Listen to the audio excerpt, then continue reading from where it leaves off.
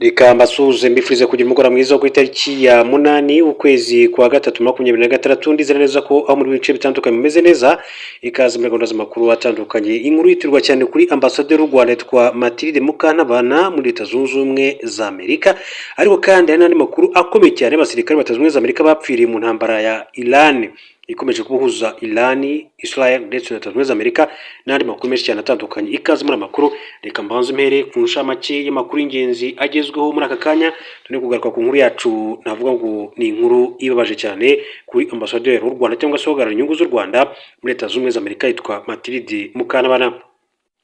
Iran yasabye imbabazi ibihugu bituranye, yizeza ko itazongera kandi kubirasa. Perezida wa Iran yitwa Masoud Pezeshkian yavuze ko igihugu cye kitazongera kurasa ibihugu by'abayisilamu bituranye uretse gusa igihe ubutaka bwabyo bukoreshejwe mu kuyigabaho ibitero.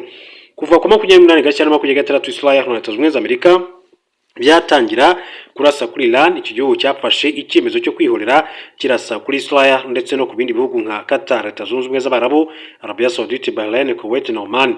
Ibihugu by'Abarabu bizira ko bicumbikiye ibigo bya gisirikare by'Abanyamerika. Mu ijambo ryatambutse kuri televiziyo y'igihugu mu mpera z'icyumweru, Perezida wa Iran Masoud Pezeshkian yasabye imbabazi ibihugu, abyizeza ko atazongera kandi kubirasa ndetse yubaha ubusugire bwabyo. Perezida Pezeshkian yakomeje kandi avuga ko ari umwanzuro wafashwe n'akanama kayoboye Iran mu gihe cy'inzibacyuho. Yavuze ko nta misile ya Iran izongera kuraswa kuri bihugu uretse gusa igihe ubutaka bwabyo bwakoreshwa mu kwigabaho ibitero. Nubwo Perezida Pezeshkian yatangaje ibi, intambara hagati y'igihugu cye Leta Zunze Ubumwe za Amerika na Israel irakomeje. Perezida Donald Trump aherutse kandi gutangaza ko ikintu cyonyine cyatuma iyi ntambara kandi ihagarara ari uko ingabo za Iran zamanika amaboko, ibintu Iran idakozwa. Mu cyumweru kimwe intambara kandi imaze guhitana abanya-Iran barenga 1300, ni mu gihe kandi abanya-Israel bishwe n'ibitero bya Iran ari 11. Mbere makuru akomeje kugenda avuga, reka mbabwire ko mu makuru yandi akomeye cyane akomeje kugenda agaruka nuko Iran yavuze ko ifite ubushobozi bwo kumara amezi 6 yanganye na Israel ndetse na Leta Zunze Ubumwe za Amerika. Umutwe w'ingabo za Iran uzwi nka Islamic Revolutionary Guard Corps watangaje ko iki gihugu kandi gifite ubushobozi bwo kumara amezi agera kuri 6 gihanganye mu ntambara na Israel na Leta Zunze Ubumwe za Amerika byishyize hamwe. Ibi byagarutsweho n'umuvugizi w'urwego cyangwa se w'uyu mutwe w'ingabo ariwe witwa Al Muhammad Naini mu kiganiro na Fars News Agency. Ingabo z'uyu mutwe zifite ubushobozi bwo gukomeza kurwana intambara ikomeye cyane ibura amezi 6 tudahagaze.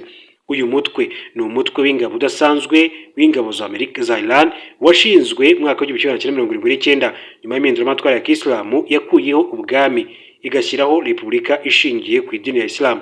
Izi ngabo nizo zifite ubushobozi bwo kurinda ubutegetsi bwa Iran n'inyungu zayo imbere yo hanze y'igihugu. Zikaba kandi zitandukanye n'ingabo zisanzwe za Iran kuko zo zihabwa ingengo y'imari yihariye, amakuru y'ubutasi n'ubushobozi bwo ku rwego rwo hejuru. France 24 dukesha inkuru yamije ko mu gitondo cyo kuri iki cyumweru Israel yigambye kugaba ibitero ku bayobozi bakuru b'ingabo za Iran bari muri Ramada Hotel mu nkengero za Rauche i Beirut. Iki gitero cyaguyemo abantu 4, abandi 10 barakomereka. Israel ivuga ko cyari kigamije kwica abayobozi bakuru b'umutwe udasanzwe wa Iran. Ibitero bikimara kandi kuba, igisirikare cya Israel cyatangaje ko ubwirinzi bwo mu kirere bwababuriye ko ari bisasu 2 bya misile byavaga muri Iran byerekeza mu mujyi wa Haifa. Bahita kandi bamenyesha abaturage kujya mu bwisho, nta mubare w'ibyangijwe cyangwa se bakomerekejwe nabyo uratangazwa. Perezida wa Iran Masoud Pezeshkian nawe yongeye kandi kuvuga ko n'ayandi mahitamo bafite usibye kwitabara igihe bakomeje kandi kugaba ibitero. Niba abanzi ba Iran bagerageje kandi gukoresha igihugu icyo ari cyo cyose kugira ngo bagabe igitero cyangwa se binjire ku butaka bwacu, tuzahatirwa gusubiza icyo gitero. Gusubiza icyo gitero nibuze ko dufitanye amakimbirane n'icyo gihugu cyangwa se ko twifuza kugira nabi abaturage bacyo, ahubwo twaba dusubije kuko byabaye ngombwa. Ku 28 Gashyantare 2026 nibwo Israel na Leta Zunze Ubumwe za Amerika kandi byagabye ibitero kuri Iran n'intambara kandi imaze guhindura byinshi birimo n'izamuka ry'ibiciro by'ibikomoka kuri petrol, aho byongereho arenga 10% kuva intambara yatangira muri rusange. inkuru yakabaje kuri ibabaje cyane kuri ambasaderi w'u Rwanda cyangwa se ni reka mbabwire ko ari inkuru yakabaro kuri ambasaderi Mathilde Mukantabana ni uhagarariye inyungu z'u Rwanda mu gihugu cya Leta Zunze Ubumwe za Amerika. Akaba rero uyu ambasaderi Mukantabana yahagarariye u Rwanda mu muhango wo gusezera kuri Reverend Jesse Jackson. Ambasaderi w'u Rwanda muri Leta Zunze Ubumwe za Amerika Mukantabana Mathilde yahagarariye u Rwanda mu muhango wo gusezera kuri Reverend Jesse Jackson, umunyamerika wari inshuti y'u Rwanda. Reverend Jesse Jackson yashyize imbere ibikorwa byo guharanira uburenganzira bwa muntu ndetse akamenyekana cyane ubwo yamamarizaga kuyobora Leta Zunze Ubumwe za Amerika.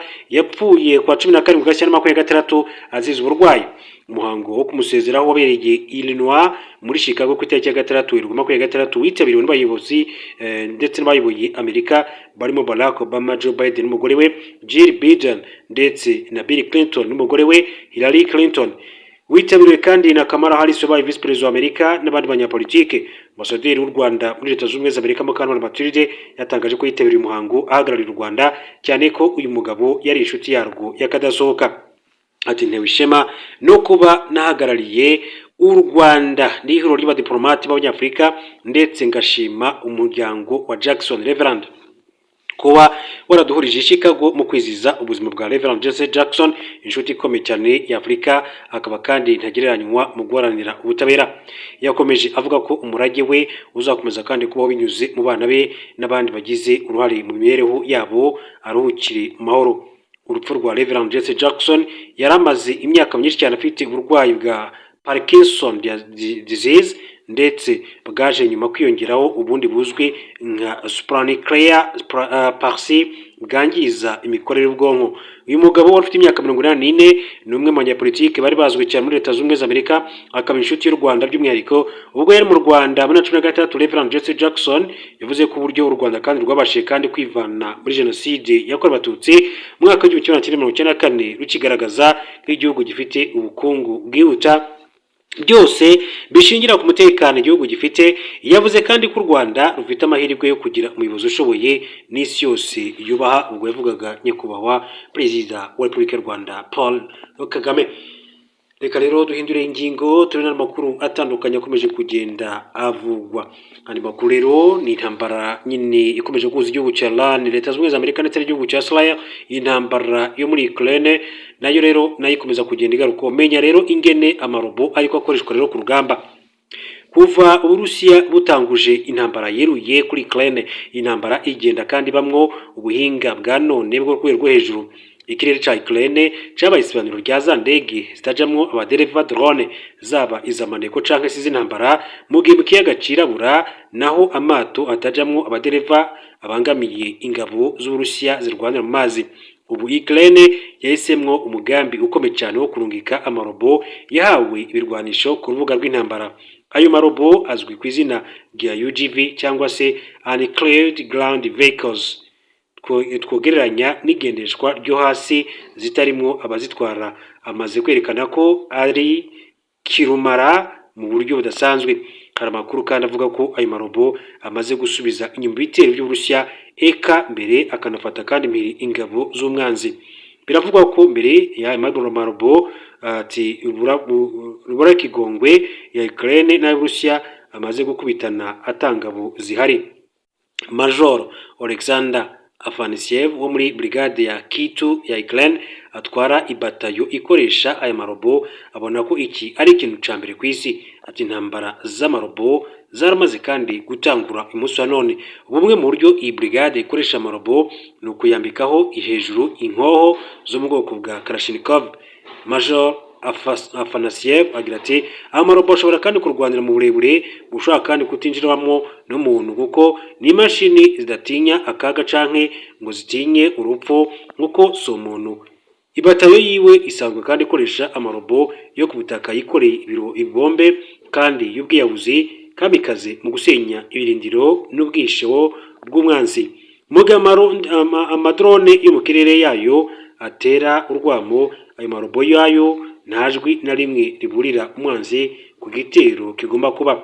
Icegera ca komanda ya brigade 33 ikorera ibikomoka vy'intambara bitamenyewe n'amasasu asanzwe azwi ku izina ry'itazirano rya Afghan avuga ko UGV ya Ukraine yari yambitsweho inkoho rutura yatangiriye imodoka y'Uburusiya yunguruza ingabo, iyindi robo nayo kandi yamaze kandi amayinga akinge ikirindiro c'ingabo za Ukraine.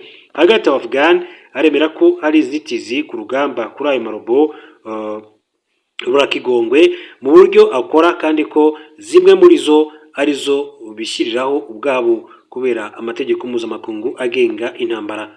Ati ama UGV ya none ku ruhande rumwe arikoresha, arashobora kandi kwigengeserana yonyene, arashobora kandi kubona no kumenya umwansi, ariko nubwo biruko ingingo yo kurasa ifatwa n'umuntu uwayikoresha. Ayo marobo kandi arashobora kwihenda ku muntu mubi canke se agatera nzirakarengane, nico gituma kandi ingingo ya nyuma itegerezwa gufatwa n'uyikoresha. Ibisigura ko ahanini amarobo akoreshwa ku rubuga rw'intambara agenzurirwa kure y'abazikoresha bifashishije ubuhinga bwa internet, bari ahantu hatekanye nk'uko amakuru abishimangira.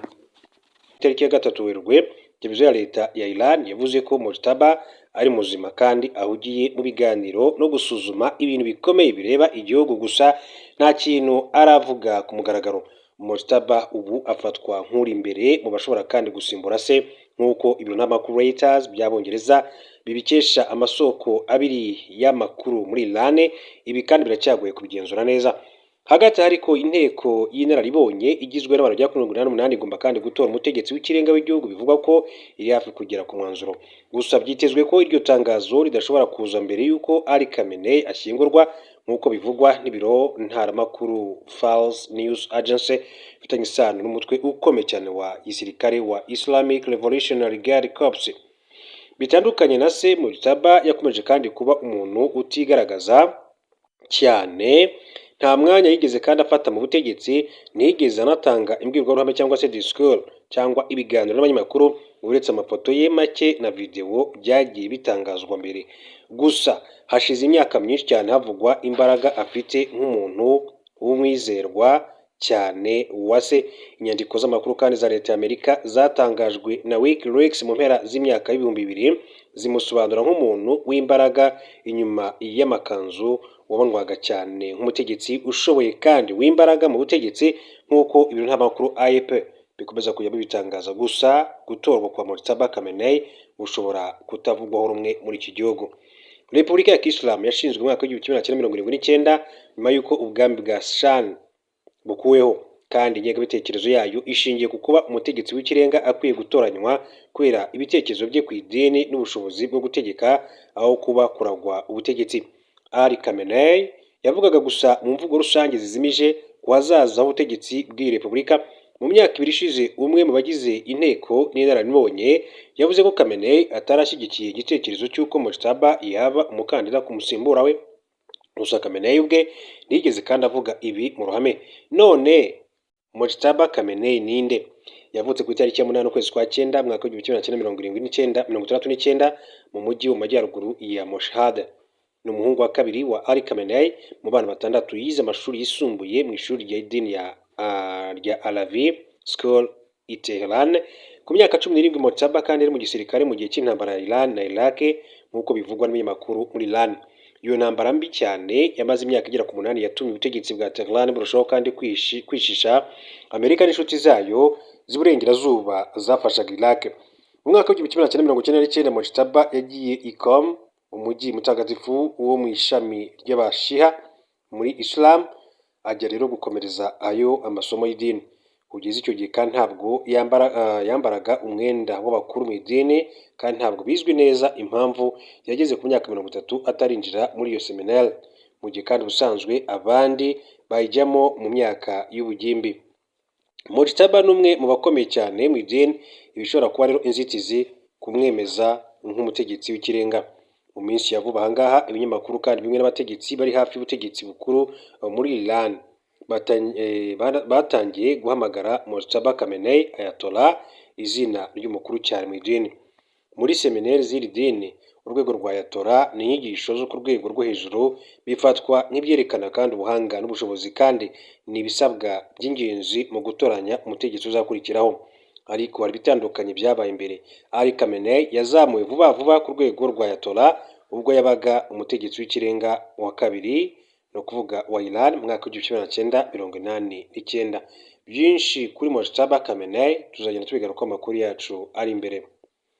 Hanyuma rero reka mbabwire ko impunzi z'abakongomani baba mu nkambi y'Ibusuma muri zone ya Kayongozi ya komine Ruyigi basaba ko batahukanwa iwabo kuko ngo mu duce tumwe na tumwe haza habonetse agahenge. Ni nyuma y'urugendo Mohamed Yacoub aserukira ishami rya ONU yitaho amagara y'abantu OMS muri Afurika yagize ejo kuwa gatanu muri iyo kambi ari kumwe n'umushikiranganji w'u Burundi ajejwe amagara y'abantu yitwa Ridwine Baradahana.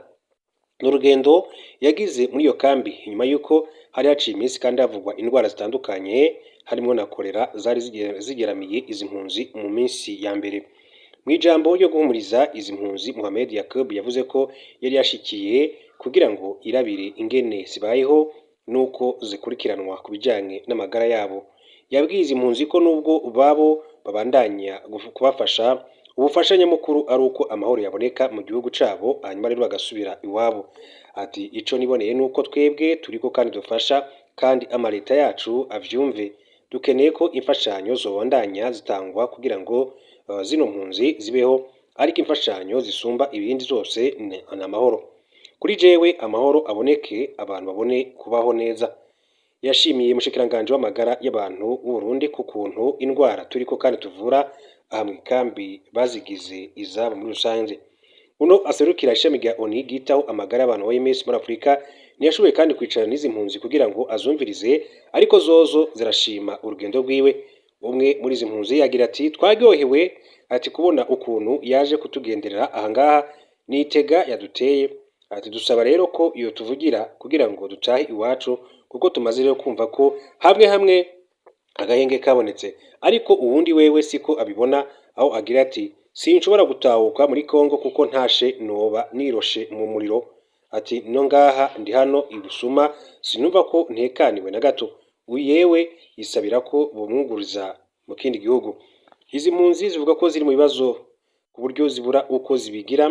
Umwe mu bakenyezi rero bari muri kambi agira ati nari kumubwira udusubize iwacu muri Kongo, aha turara hanze, ati nta fungurwa dufise, ati imvura nayo igasongera kandi sibe, ati tubuze indya, tubuze ivyo turyamako, nukuri twifuza gusubira iwacu. Ku ruhande rwiwe umushikiranganje w'amagara y'abantu u Burundi Ridwine yemeza ko ubu ivyo kubura ati izo mpunzi ati vyatunganijwe neza ati gusumba mu minsi ya mbere, kandi ko abakeneye ubuvuzi kandi badashobora kandi kuronswa mu kambi barungikwa mu bitaro bikuru biri mu Ruyigi na Kibuye mu ntara ya Gitega mu gihugu cy'u Burundi.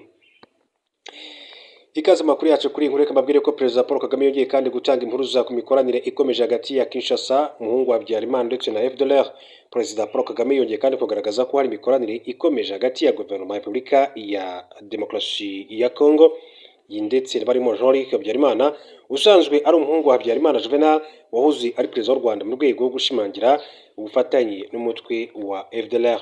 Umukuru w'igihugu yabigarutseho kandi mu ijambo yaraye agejeje ku badiplomate bahagarariye ibihugu n'imiryango mpuzamahanga itandukanye mu Rwanda nyuma yo kubakira mu nsangiro.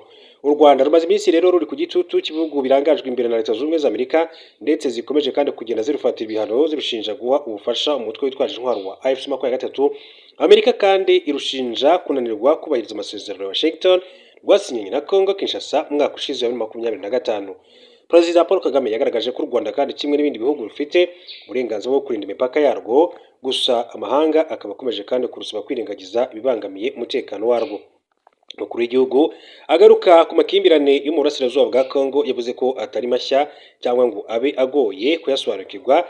Yavuze ko byabaye ngombwa ko amara imyaka myinshi cyane kubera kwirengagizwa n'abafite ubushobozi bwo gukora itandukaniro rinini cyane mu kuyakemura. Kagame yongeye kandi kugaragaza ko impungenge z'umutekano u Rwanda rufite zishingiye ku kuba umutwe wa FDLR n'ingengabitekerezo yabo mbi y'ubezanguni bikiriho. Yavuze ko igiteye impungenge kurushaho ari uko FDLR n'ingengabitekerezo yayo ya jenoside bifite ababishyigikiye mu karere ndetse no hanze yako muri rusange. Perezida Paul Kagame yashimangiye ko leta ya Kinshasa imaze kandi iminsi ya ubufasha uriya mutwe ndetse ko imaze igihe kandi mu biganiro n'umuhungu wa Habyarimana n'abandi bantu batandukanye mu rwego rwo gushimangira imikoranire igamije guha imbaraga uyu mutwe wa FDLR. Ati mu mpera y'imyaka y'igihumbi kimwe magana cyenda mirongo cyenda ibitero byambukiranya umupaka by'uyu mutwe witwara gisirikare byaturutse ku butaka bwa RDC byatwaye ubuzima bw'abantu benshi cyane imbere mu Rwanda. Guverinoma ya Congo ya FDLR ubufasha bwa politike n'ubw'amafaranga yininjiza uyu mutwe mu nzego z'igisirikare cyayo, ati usigaye ukoreramo rero nta nkomyi. Yunzemo ati bagabye ibitero ku Rwanda inshuro nyinshi ibihugu bimwe na bimwe kandi biburira abaturage babyo, nyuma umuhungu wahoze ari umuyobozi w'u Rwanda washoye iki gihugu muri jenoside nabo bakorana bya hafi bamaze igihe kandi basura Kinshasa mu rwego rwo gushimangira ubufatanye na FDLR kandi bakirijwe yombi na Perezida Felix Tshisekedi. Umukuru w'igihugu yavuze ko u Rwanda kandi rwagaragaje iki kibazo inshuro nyinshi cyane zishoboka, nyamara impamvu muzi z'amakimbirane zikirengagizwa ku bw'inyungu z'igihe gito. Yavuze ko u Rwanda kandi kubera amateka rwanyuzemo rukeneye imipaka irinzwe, ashimangira ko ingamba z'ubwirinzi kandi rwafashe nta kindi zigamije kandi kitari ukurinda imipaka yarwo. Yasabye ko gukemura ikibazo cyo mu burasirazuba bwa Repubulika ya Demokarasi ya Kongo cyakemurwa nuko impande zifitanye ikibazo zibazwa inshingano ku buryo rero bungana. Yakomeje yerekana ko u Rwanda rwiteguye kandi gukuraho ingamba z'ubwirinzi igihe cyose Repubulika ya Demokarasi ya Kongo yaba kandi ishyize mu bikorwa inshingano zayo nk'uko biteganywa mu masezerano ibihugu byombi kandi byashyiriweho umukono i Washington muri Amerika mu Ukuboza 2025. Ati u Rwanda rushaka amahoro, ariko dushaka amahoro arambye twakubakiraho ahazaza hacu heza. Turashaka gusiga politike mbi inyuma yacu iteka. U Rwanda rwiteguye kandi gukuraho ingamba zarwo z'ubwirinzi mu gihe Repubulika ya Demokarasi ya Kongo yujuje inshingano zayo nk'uko biteganywa mu masezerano ya Washington. Yasobanuye kandi ko ayo masezerano ari impande eshatu zirimo u Rwanda, Repubulika ya Demokarasi ya Kongo ndetse na Leta Zunze Ubumwe za Amerika, kandi ko kugira ngo ashyirwe mu bikorwa ari uko buri ruhande rukora inshingano zarwo. Ati kugira impande eshatu muri uru rugendo hanyuma bagatekereza ko uruhande rumwe nirwo rugomba kubahiriza inshingano zarwo, ntabwo nzi ibyo twakabaye kandi twitega muri ibyo. Aho niho usanga rero turi. Aya masezerano ashyizwe mu bikorwa yaha impande zose umutekano ukenewe kandi bikwiye n'ubufatanye mu by'ubukungu. Imwe mu ngingo ikubiye mu masezerano Washington nuko leta ya RDC igomba kandi gusenya imitwe ya FDLR. Gusa nyuma y'amezi 8 asinywe, uriya mutwe urakidegembya muri rusange mu burasirazuba bwa Repubulika ya Demokarasi ya Kongo. Gaya makuru akomeza kugenda